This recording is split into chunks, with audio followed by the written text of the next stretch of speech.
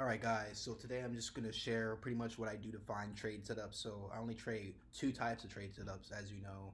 I mainly trade fair value gaps as my supply and demand zones, but sometimes I will trade order blocks. Um, but I mainly just trade fair value gaps because that's my thing for supply and demand. So the first step is identifying my trend. So I gather my bias, so I know if I'm going to make money buying or if I'm going to make money selling. And so Sundays are usually days where I look at the chart and clean everything on my chart. So I press the delete tool and then I'll just clean everything out. And so the first step to find actual trades using my method, because I trade in a more simple, smart money kind of way, smart money concepts.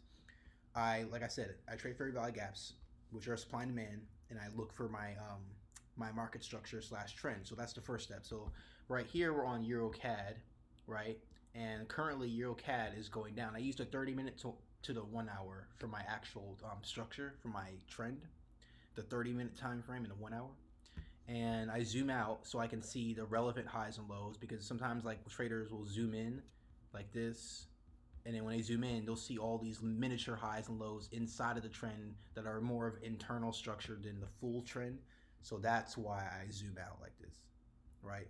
And so as you can see, when we zoom out, we can see that we're in a little pyramid position. Why are we in a pyramid position? Because we had the trend obviously go up here like the mountain. We were going up and now we're going down, right? So right now the trend is going down, and I can see this because I'm on a time frame I can trust, which is why I choose the 30-minute and the 1 hour. Now this is in the short term. So okay, so those blue lines that I just drew, not the big one, these tiny ones, the ones that are horizontal, this is my current trend. And so if I was selling this trend and continuing on the way down, I would actually sell between this high and low. So by this high and low, I mean this current high, which is where price is actually at right now, and this current low. So this is called your price range, because inside of this, price ranges from high to low, just like in every range.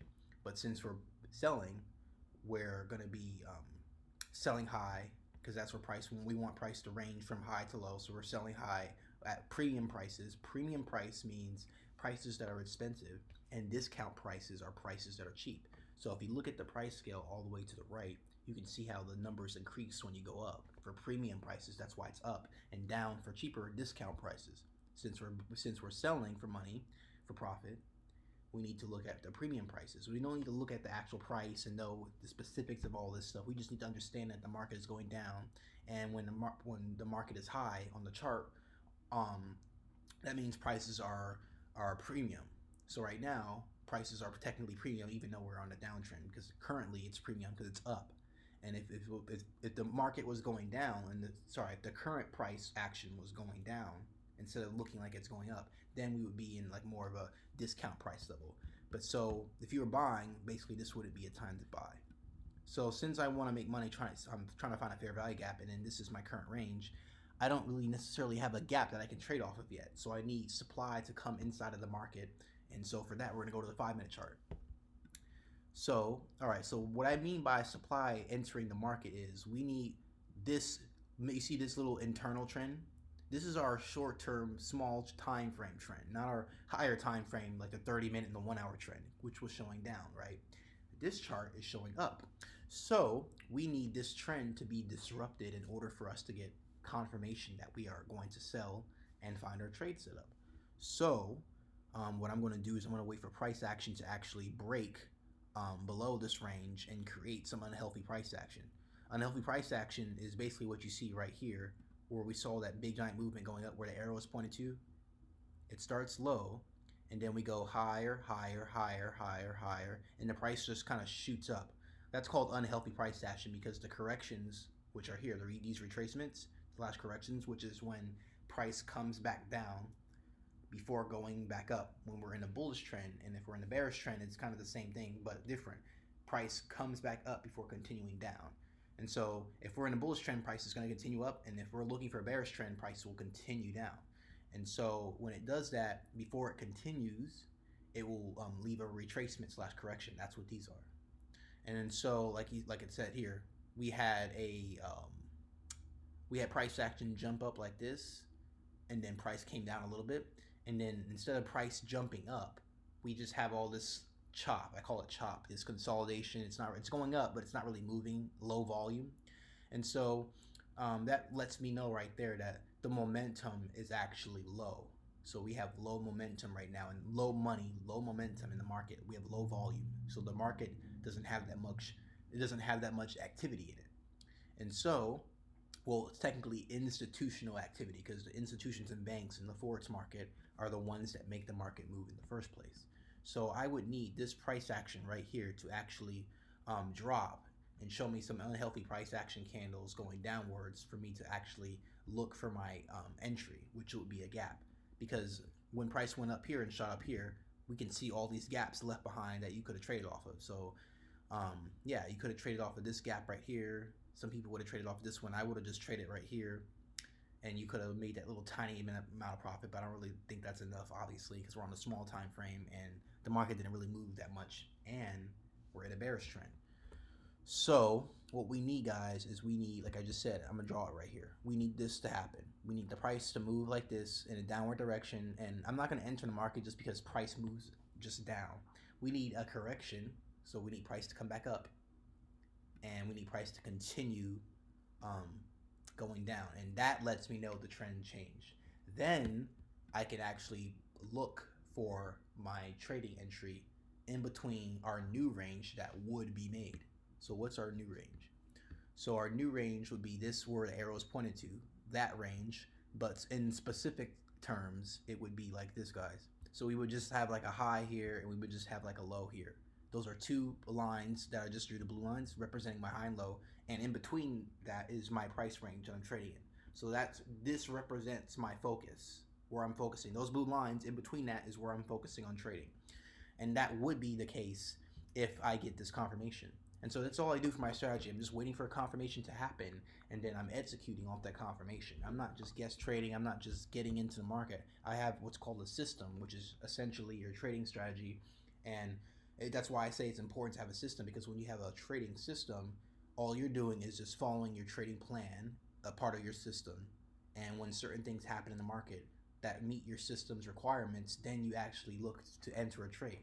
But a lot of people don't have a system, and then they just trade based on emotion, based on where they think price is going to go. Like, oh, well, I think now. Oh, I don't know. And then they don't really have a system that gives them that confidence to trade. And a big part of the system is actually not trading a lot, because a lot of traders sometimes will think they need to trade like 20,000 times a week or 20 times a week, but I only trade 4 to 6 times a week. And the reason I do that is because the market only moves substantially like 4 to 6 times a week, unless we have a huge news week where it's just like every day we have high impact news moving the markets. So when we do have that, I actually do not trade at all. So for example, if we had the US dollar moving on Monday from 9 a.m. to 5 p.m., I'm not going to trade, because the news is moving so much that I can't get in, because I can't get in before or after the trade, because that's how I trade. I trade either before the news happens or I trade after the news happens. I never trade during the news. So my trade setups that I'm looking at are supposed to actually align. My trade setups that I'm looking at are supposed to actually align with what's happening on the economic calendar. So that's what I'm basically doing. And so, yeah, guys. So this is pretty much it. So now this is literally my plan. So the first thing we did was we looked for market structure, which we went on a 30 minute to the 1 hour. We went on a 30-minute, right? And then we saw that the trend was bearish, right? Because that's where I take my trend biases. I take my trend ideas from the 30-minute and the 1 hour to tell me where I'm going to buy. Sorry, not where. To tell me if I'm buying or selling. And then from the 30-minute, I then go down to the 15-minute and 5-minute, and then I make my little plan on how I'm going to actually enter the trade after I determine the trend. And so in this case, what we did here was we determined that, okay, the internal structure right now currently is bullish, but we know, because we're in a bearish trend, that that's going to reverse soon.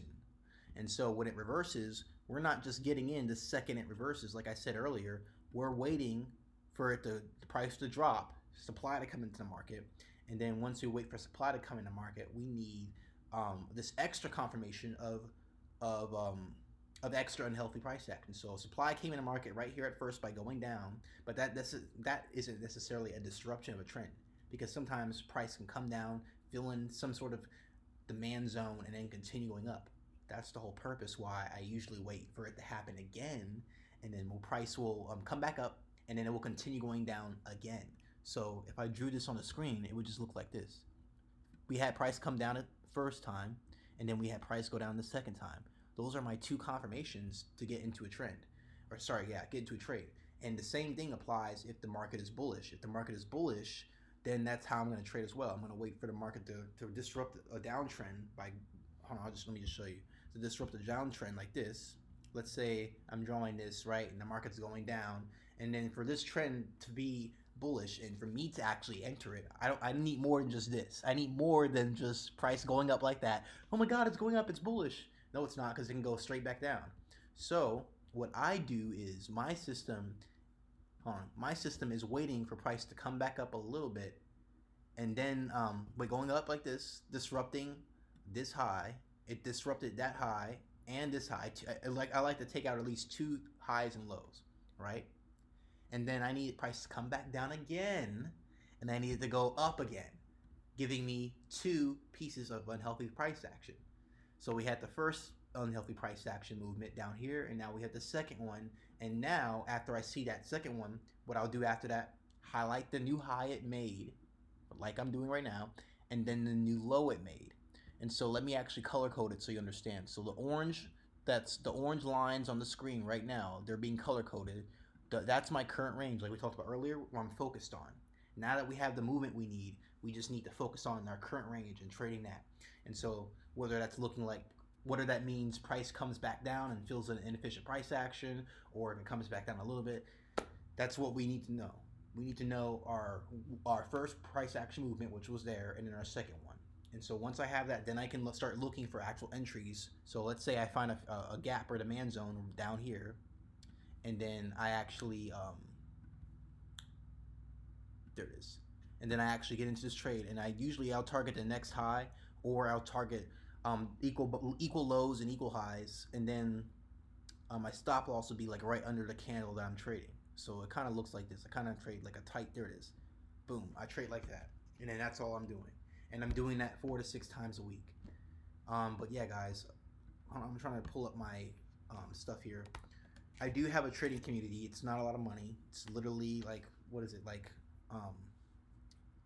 it was $9, and then I think I upped the price to like $40 now. So you kind of missed out on that, but who cares?